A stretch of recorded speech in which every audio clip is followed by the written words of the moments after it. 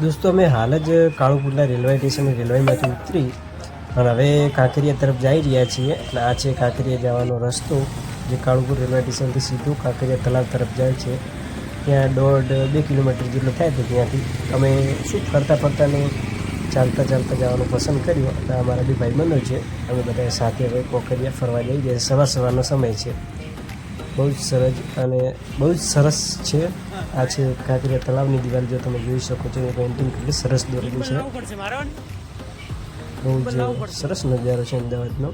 અને અમારો mini blog છે, કેમ કે થોડું ઘણું કામ વધારે હતું એટલા માટે નાનો બ્લોગ બનાવ્યો છે। તો તમે આ બ્લોગમાં સપોર્ટ કરજો અને અમને સપોર્ટ કરજો અને મારી ચેનલને સબસ્ક્રાઈબ કરજો જરૂર દોસ્તો। આ છે કાંકરિયા તળાવ।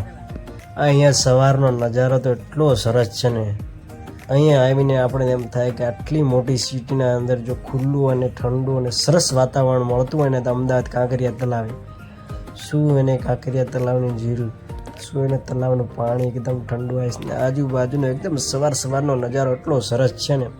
અહીંયા અમદાવાદના લોકો જોગિંગ કરવા આવે છે અને કોઈક લોકો અહીંયા યોગા કરવા પણ આવે છે। આ મારો સેલ્ફી વ્યૂ।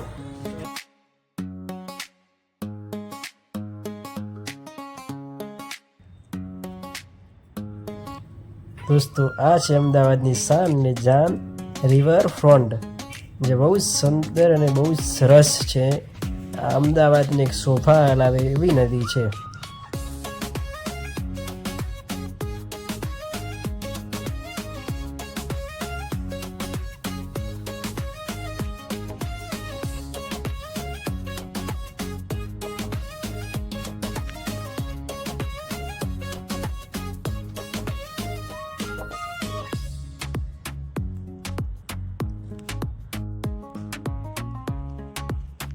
ये देख सकते हैं पिक्चर अटल बिहारी ब्रिज, और हम हैं अहमदाबाद के अंदर।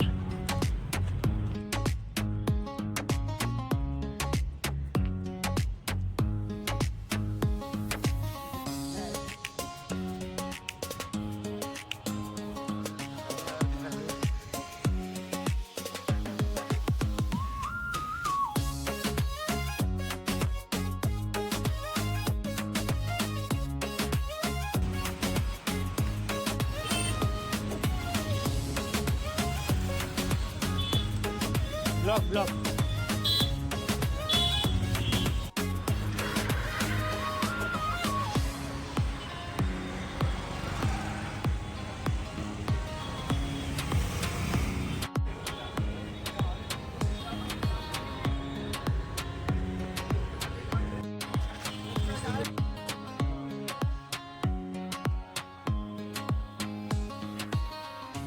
અને દોસ્તો આ છે લાલ દરવાજા માર્કેટ, જે થોડો જ વ્યૂ દેખાડીશ કેમ કે મારે ખરીદી કરવાની હતી, એટલે આટલો બ્લોગ પૂરો કરીશ।